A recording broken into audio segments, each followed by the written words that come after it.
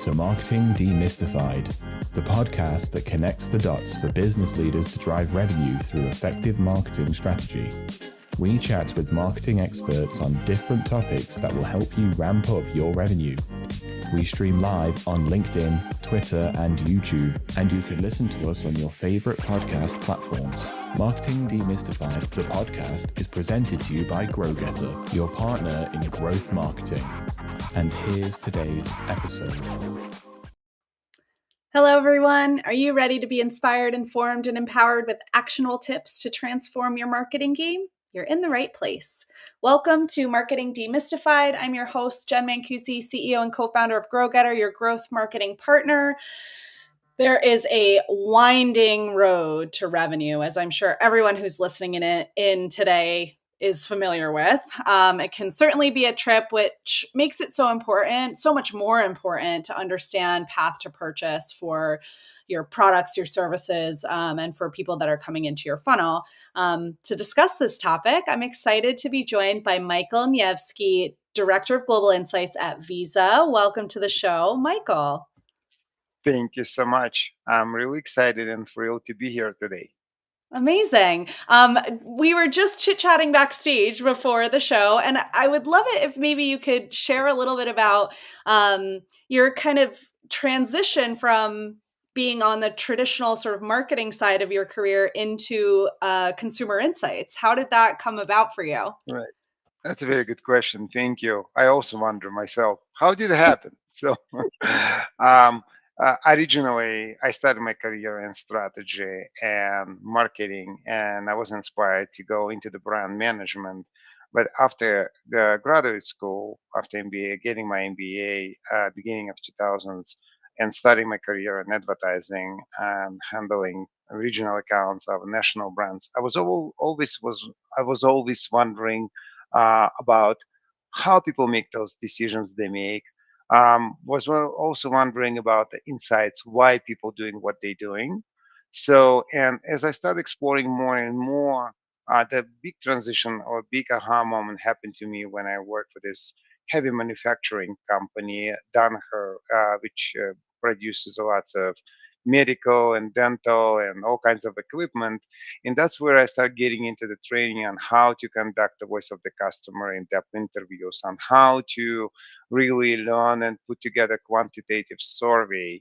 And to me, I realized quickly that marketing research or insights, it's like a neck for the head for the business, because insights identify the future and next step for the business overall, and actionable steps on executing those insights and bringing those to life, or bringing that strategy. And then marketing comes in and executes on those. But the initial impetus, I would say, aha, is brought by marketing research. And that's how I transitioned from marketing to marketing research and strategy, because to me, it's more about that curiosity and understanding where the industry and the world and consumers are going, what's the next step. And that's why I'm still here. So That's amazing. I love hearing those stories. I find that like a lot of consumer insights professionals sort of end up there in a winding way, maybe similarly to the path to purchase. It's never a straight line to consumer insights. There's always a stop off at marketing or finance or psychology, which is always so interesting to me. yes, absolutely. I couldn't agree more, especially path to purchase, because influence us as consumers as we go on that path to purchase. So, and us as businesses and our clients needs to really consider those factors to understand that path to purchase for one segment of the market consumer type might be totally different from another. And understanding those differentiating factors and how they all connected into that 360 view is very, very important for success of the business, because we need to bring and create those memorable experiences for our clients, for consumers, to build a long-term fruitful relationship with them. Absolutely. Now, tell me, what's some of the key inputs? What's the information that's needed for defining the path to purchase, whether that be consumer insights or behavioral, like what are what's the information that you need to gather to start to map that journey? Sure, absolutely. First and foremost, of course, your primary data, and depends on the type of industry. Let's say it's a retail industry, grocery, CPG, consumer packaged goods, or maybe finance, wealth management. So you look at your primary data and you identify those segments who are most profitable, or segments who are driving that relationship, or driving, in a sense, sales for you. Depends on what you're looking for, and you identify based on that what attracts them to your particular business, how understanding how you can differentiate in terms of the product offering. But then you start looking at external factors. That's the most difficult, because you can build a lifetime value model, or some other satisfaction model, NPS, and many others, but you need to really understand how consumers make those decisions. They make depends on the type of product or services, like wealth management, for example. So, and in that respect, you need to look at touch points. You need to look at when and what life events or windows are opportunities, I guess, consumers start thinking about purchasing the product. So, and then the path, that journey they go through, whether it's a high involvement product or low involvement product, like when we are at the cash register and you see like a bubble gum, you just grab it because you like the flavor and it's only a couple bucks, right? But if you decide to open a new investment account, it's like trusting your all health to that financial institution, your financial health, your future, your family's future. So it's much more involved to buying a car, right? More durable. So, and understanding those touch points, that means it's a digital footprint, it's understanding offline behavior, understanding what other factors consumers look at to make those decisions, who else is influencing them, or what else is influencing them. And sometimes consumers uh, do what they do, but they cannot even describe why they're doing what they're doing. That's why you have different techniques like ethnographies and observations, right? So to go into the effect to really understand those points of view, but also like that digital signature footprint to understand what type of categories or sites or touch points, interactions with the company or your competitors, consumers are doing. So it's a very complex, I would say, equation or ingredients go into that kind of a path to purchase. Yeah, that's interesting. And, because like you said, people can't always articulate why they do what they do, or maybe you've got somebody answering a question on in a sort of consumer insights survey environment that differs from the actual behavioral data. Is that sort of why everything needs to, like, why it is so complex to be able to fit these puzzle pieces together? Yes, you're absolutely right. Because, for example, you might answer the survey or have an in-depth interview, but in reality, you're doing something different, because people might perceive something and think this is the way, but when they actually go on that path to purchase, some other factors will influence them. For example, I look at the review sites, but then I read the news, but then I talk to my family, and I was influenced by word of mouth the most, because my family, somebody in my family is doing that and saying, this is a great product, this is a great service, this is a great brand, this is a great company to deal with, right? So, and then you might pivot to 180% and say, you know what, about face, actually, I'm going to go with this and into that direction, or make that particular decision, or maybe group of my friends are doing this, right? So you need to really understand. You also need to understand, um, besides like survey traditional stuff, with what we call quantitative, you need to understand what other factors influence consumers, how long they go on that path to purchase journey, whether it's 1 day or maybe 2 months, Hmm. depends on the product or service. Um, how many preparation sessions they do, like research, for example, if it's a much more involved product. What part of the day? What else you looking at? Are you doing any offline versus online research and interactions? Do you contact or talk to the company which provides the product? Is it influencing you that as well? because very often it's not only price, because many people might think that price, especially nowadays when consumers being so much stressed and squeezed by many factors, they would just be price sensitive. It's not only price, it depends on product and service, which influences their decision as what is important to them. It's about the product durability, it's about the quality of service they get, or it's about just the price. I need just something quick and dirty and just get that done, and use this product for some one time service or something. So you need to look at all those factors, combine that with your primary first party data, and you need to also, when you can, utilize that third party data, which gives you the digital signature, the offline, the semantics or social graphic behavior based on segment, based on generation, because we didn't talk about the generational differences, we didn't talk about affluence, we didn't talk about lifestyles. So those all come together for each company, and many of us as a marketing professionals or marketing researchers, we love segmentation, right? That's why we segment uh, consumers into different buckets, because not a single consumer is alike, right? So you need to create those, depends on the product and services you sell.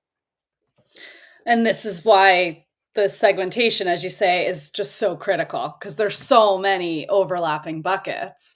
And I'm curious, you mentioned before about like high involvement product, like decision making for high involvement products versus low involvement products. And I feel like there's a lot of challenges facing researchers, insights professionals who are trying to understand the why behind people's behavior. But like, what are some of the different challenges between like understanding that process for a high involvement product versus a low involvement product? Because I feel like that impulsiveness is just as hard to get to the understanding of as the planning. You're absolutely right, because low involvement product, especially if we take the groceries, sometimes that's the impulsiveness or micro moments. I just been at a conference recently, and one of the consumer packaged goods companies, they done this excellent research where they talk about the micro moments, and they identified four like snacks category, and they identified like a 24, 28 micro moments we might go within 24 hours throughout our day. So, in matching those micro moments with different flavors, different type of snacks is very, very important, and also being available to consumer at that point, because let's say you're at work, you're took in an office and you decided to take a quick break, and if you have that micro moment and craving for certain flavor or certain snack type, it's important to be available for the vending machine or something like that. But at the same time, when we're talking about, let's say you're buying a car, or you're planning on, like I mentioned already, getting a new health provider, or investing with this company, opening your retirement account or educational account for your kids, it much more or a lot more goes into the planning of such uh, acquisition or purchase behavior. People can go up to 2 months of journey, being on a journey to research, to test, to talk to people, or look at different product types, because they trust in your either physical health or financial health for the future health. So that's why they really consider many more factors, and more affluent consumers are, more thinking and involvement goes into that process, and also more experience, because if you experienced investor versus novice, it's a totally different path to purchase, because you look at the different factors which influence your decision. Same with the durable products. If you are more fluent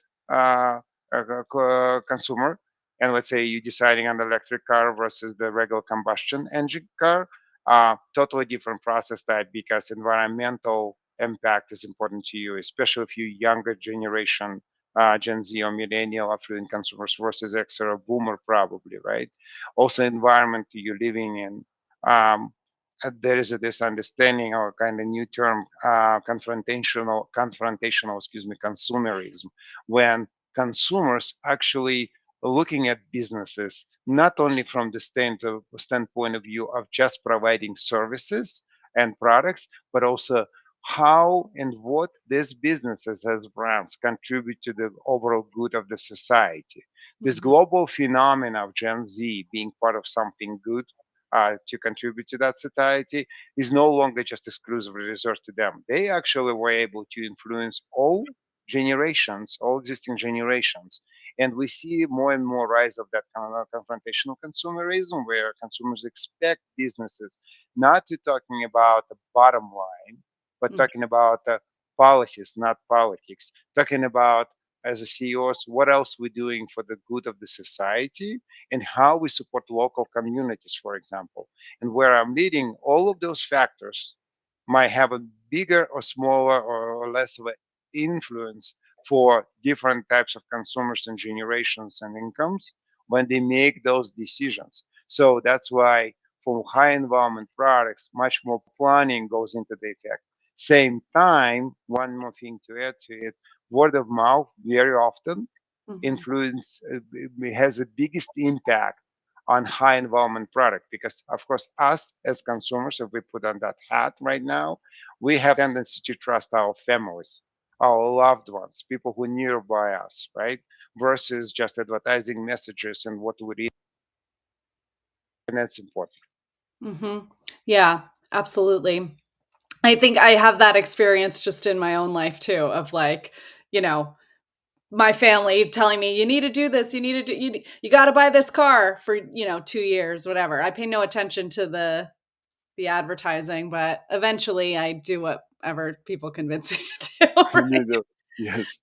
And that's hard to influence as a brand, right? Sometimes the viral nature of the world that we live in today, you don't always have control over those messages that are going out. Yep, absolutely.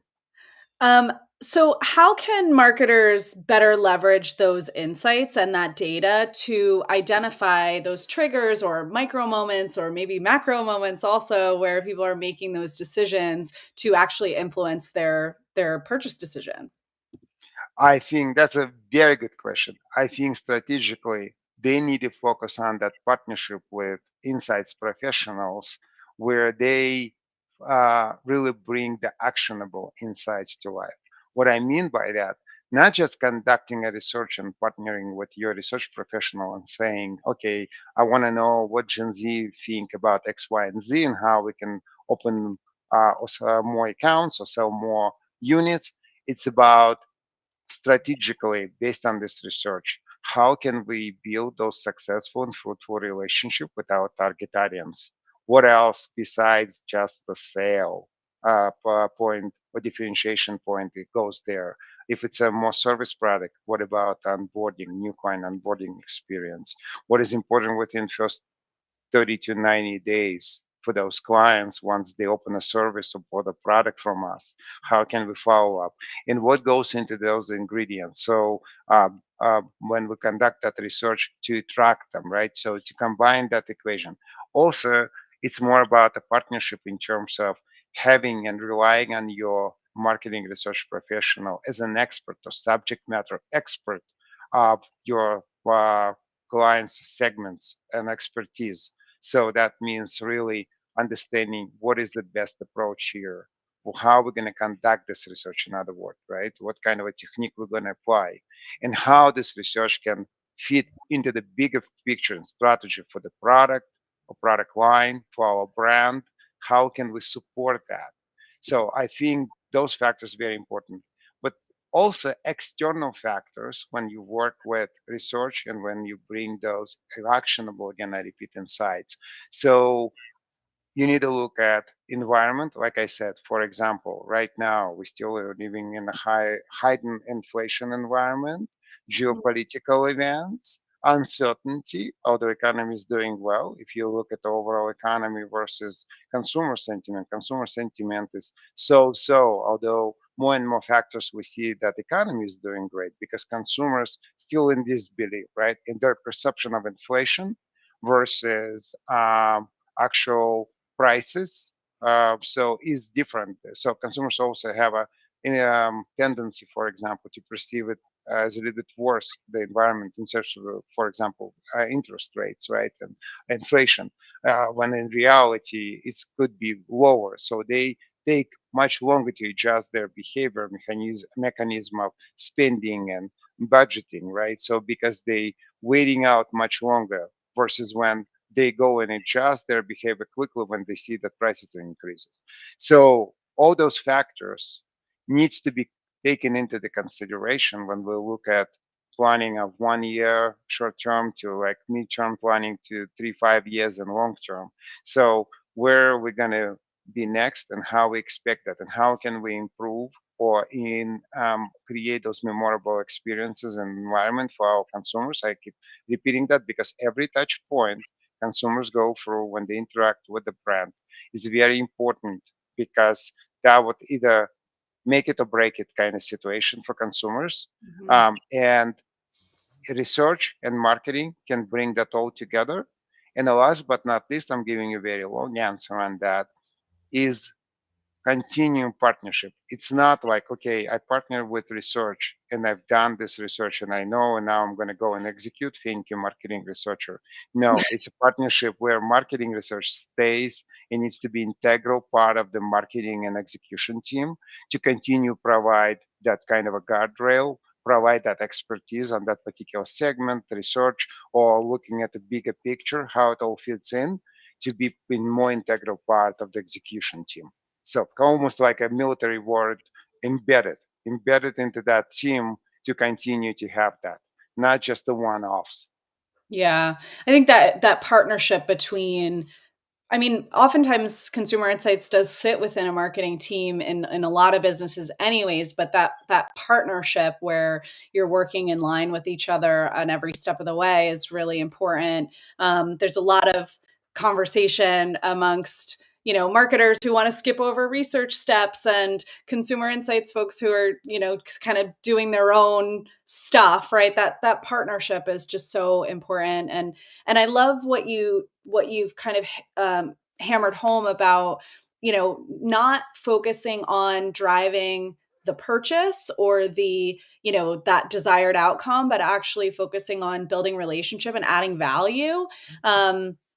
The revenue will come if you do that well, and I'm a firm believer in that myself. And I think that's one of the things that I think is consistent across B2B and B2C environments too, is continuing to add value and be useful and build a relationship is more important at each stage of the buying journey than saying, I mean, just like you said, like it's not really always about price. Otherwise, you could just give people a discount and they would buy it, right? But it's a lot more complex than that. And I think that ongoing relationship is so important.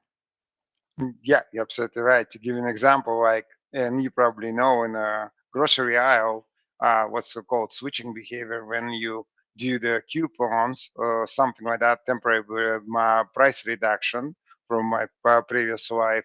So, and people would switch because they buying a yogurt for kids or something like that. So again, just it's a smaller, low involvement product in a sense. But as soon as price is back up, or coupon has expired, I go back and switch to my previous product because that's what I used to buy. I just bought it because I wanted to save some money, temporary budgeting, so etc. etc.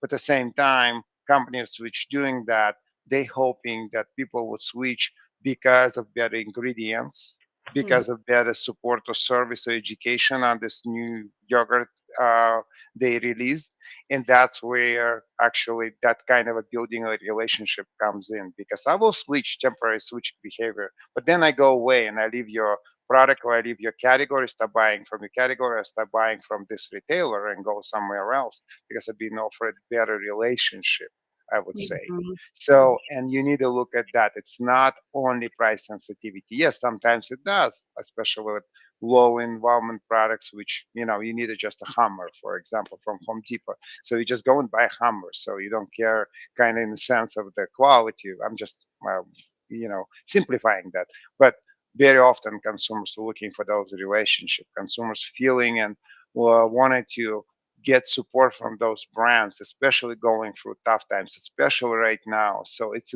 more about lasting long-term relationships, which leading to that increased customer lifetime value and retention. So you're absolutely right. Yeah, yeah, for sure. That long-term strategy even more critical than the short-term sort of uplift you might get from, a promotion or a sale or something like that. What do you think are some of the blind spots that companies or marketing teams or insights teams have around mapping the path to purchase?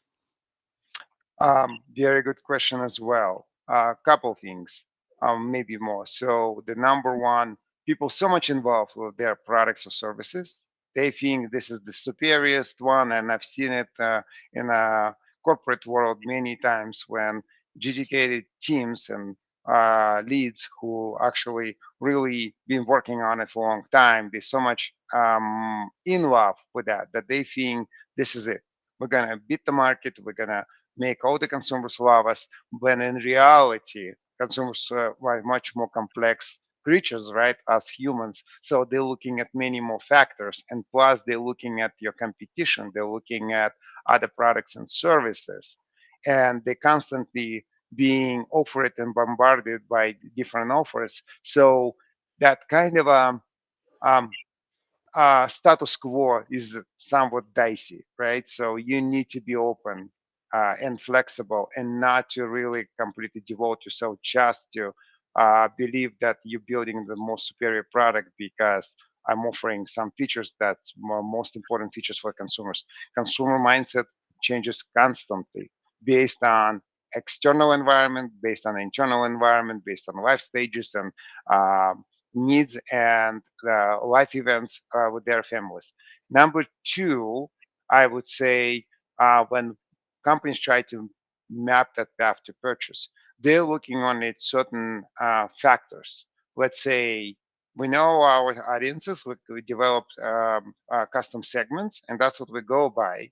And we look at our primary data, knowing what people are doing and how they're buying it and where they're buying it, and we're not going to look at some external factors, which are very important to include. For example, if I'm looking for high involvement product, like I already or I mentioned it, there's a huge opportunity to understand digital channel. And by saying digital, it could be online in terms of mobile, on your laptop, desktop, and many other digital devices. Because nowadays, especially younger generations, they prefer digital, and digital channel. Everybody knows it's not something new. The number one, probably the most important. And even right now, as you know, this holiday season, online shopping uh, probably is really taking a chunk out of the offline shopping, because people prefer convenience of their homes in being in the pajamas and get the best offer and delivered to their homes. Mhm. So, in understanding that digital signature, I would say, tracking through, let's say, third party partnerships where they can understand, at least at the segment level, of course, not the individual person level, but the digital segment level, understanding how people go and research the product and services, what type of category of sites they go through to look at it, and also offline, whether they go, let's say, showrooming, right, and then purchasing online, or they, again, being influenced by word of mouth. So you need to really have a much more complex, that's what they're overlooking, much more complex equation, or building that kind of a study where you take into consideration digital, you take into consideration primary research, like survey, quantitative or qualitative, and you need to look even at what else they've been exposed to. Let's say above the line advertising, whether it's a digital or linear TV, non-linear TV, what else and how long they've been exposed to that. So, and put those ingredients together. That's why it's not, and it's definitely much more involved in terms of the budgetary, in terms of the timing. But all of those factors take longer, and companies sometimes want to just do, again, something short term, quick, understand, let's do this type of research, when in reality, you need to look at all of the factors and all types of insights to put together really that customer 360. Yeah. Yeah, that makes a lot of sense. And I'm curious, like, you know, because this work, if it is done properly, is complex. And like you just said, a lot of times it's costing a lot of money, it takes a lot of time. What's the kind of like the outcome of it? Are you actually like mapping out a visual of that purchase path? How is it socialized internally? How do you make sure you've got alignment? Like basically, if you're doing all this work that is so resource intense and so complex, how do you make sure everybody's on the same page about it, everyone, it's socialized internally and people are using it? Mhm. That's a great question. So, you need to understand where consumers start that journey. If we're talking about, again, path to purchase, um, and then based on that, you pretty much bring all of the key stakeholders together discussing, okay, we're really going to focus on this type of path of purchase or this type of client segments. Let's put together plan how we're going to accomplish moving from point A to point B, what success looks like. Mm, That's the most important. And then, yes, to your point, you can build of course you can socialize and build some kind of a digital board or bulletin boards, like from researchers, when you're especially doing personas qualitative research, for example. So but really you need to understand where we're going to start, what gonna what type of research or insights even we're gonna explore, which are gonna lead us to next stages. What are the potential research stages mhm, to kind of testing in a sense we're gonna go through, and again, an endpoint, what success looks like, what deliverables, what kind of deliverables we need to focus on at the end of the project, and how we're gonna action them out.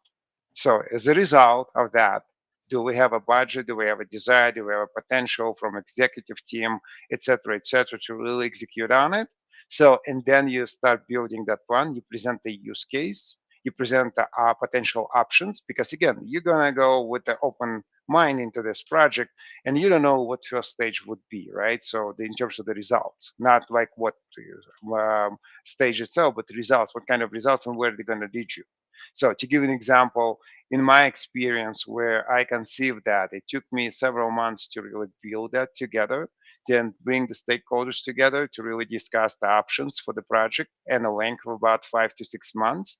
And then we focused on how we're going to execute, what resources do we need, who are key stakeholders. Is it only marketing, or maybe we need to bring product, we need to bring client experience people, we need to bring digital folks, we need to bring operations, sales, um, client support, right? Customer service. So you need to really understand what departments, what areas of your company got to be affected, and bring those stakeholders together and focus on what's the most actionable to move forward. And then you start executing first phase. In my case, we tracked for a large digital panel, we track uh, enormous number of consumers in a syndicated manner in terms of how they're looking to open a investment account, and mm, what factors they go through to really or open that account digitally, right? That digital signature, news sites, educational product pages, review sites, um, competitor sites, and then you build that cluster analysis to really understand. You bring some other third-party data to really understand who the audience are, their affluency, their age, demographics, social graphic behavior, and you start segmenting. And then you start diving deeper. You do primary research based on that. You recruit lookalike people, knowing how long they've been on the path to purchase, parts of the day, who they are in terms of the segmentation attributes, demographic attributes. Of course, you don't know anything in terms of mm. the personal information. But then once you conduct that survey and dive into the semantics, you sit down with smaller group of those folks to do in-depth interviews, because sometimes it's almost observation. You've done the observation, you've done pretty much kind of a questioning, but really sometimes you need to understand the emotions. And that's where the qualitative research comes in, more in-depth research.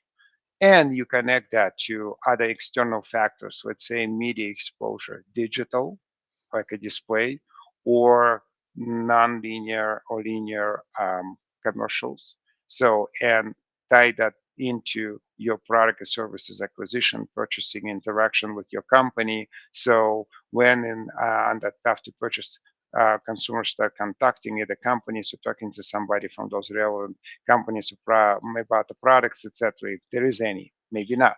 So that's how you execute. And after each stage, what is important, you decide on the next steps. You have kind of outline, which is a rough draft, because you can pivot this direction, you can pivot that direction. Depends on the results of the latest phase you conducted. So, and that's how you build that step by step by step. So with some flexibility built in and checking periodically with your business partners to really bring that the best we can bring to life, and then execute. Again, have a absolutely certain plan on how you're going to execute that after the project, the such project to have to purchase is completed.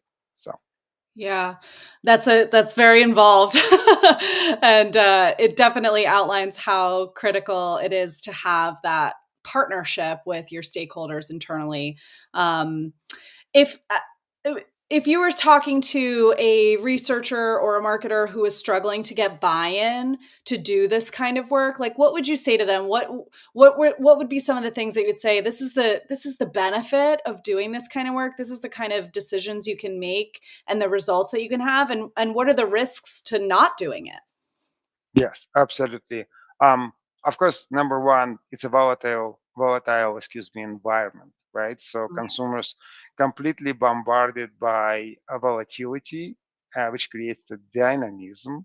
So and creates that uncertainty altogether. So and explaining that to your business partner, saying that because we're operating in a constantly changing environment, an uncertain environment, we really need to understand consumer psyche, right? So, and in order to build those relationships, we really need to dive deeper than just simple research or looking at our retail sales and understand basic stuff. Number two, what helped me to really, and I'm lucky enough, I work in several industries, not just one. Not bring that experience, and by saying that, bring that experience really almost to the point of kind of volunteering, pretty much offering your expertise on certain topics, and providing that additional feedback for your business partners, becoming that subject matter expert, even if, let's say, you're working in financial services, but because you work in a shopper marketing before, and you bring in that expertise and you become a subject matter expert in terms of the shopper marketing in financial services, right? For your team, go to person, and openly and willingly share that experience with your business partners, and really showing the difference. If we're not going to do that, like you said just right now, you asked me, versus we need to really bring that piece of um, research, I guess, or being operating at that level, right? So bringing those resources, that's the only way for us to really stay competitive and compete against our um, competition, right? So to win those consumers, because it's much more complex than just looking at the primary data or doing separate primary research. So those factors where you really build that relationship. And the last but not least, which is very well known in my industry for marketing researchers, being naturally curious. That means constantly asking those questions, why, and trying to find the answers. Why consumers doing what they're doing, right? So, because that will become very differentiating factor, because you really will be able to explain nuances which usually left out from the bigger pictures, because as we all know, devil is in details. Yeah, absolutely. Well, Michael, I can't thank you enough. This has been such a great conversation. And it's always interesting to think about this stuff that is so complex and tough to get to. But when you nail it, it really has a big impact on business. So thank you so much for spending some time with us today. Thank you so much. I truly enjoy it, and you ask very intelligent, very interesting questions. It's challenging me. Thank you. Amazing, amazing. Can't hear that enough. Well, thank you again. Thanks everyone for listening in. I'm going to be back with another episode next week. I'm going to be chatting with Tom Goodwin. We'll see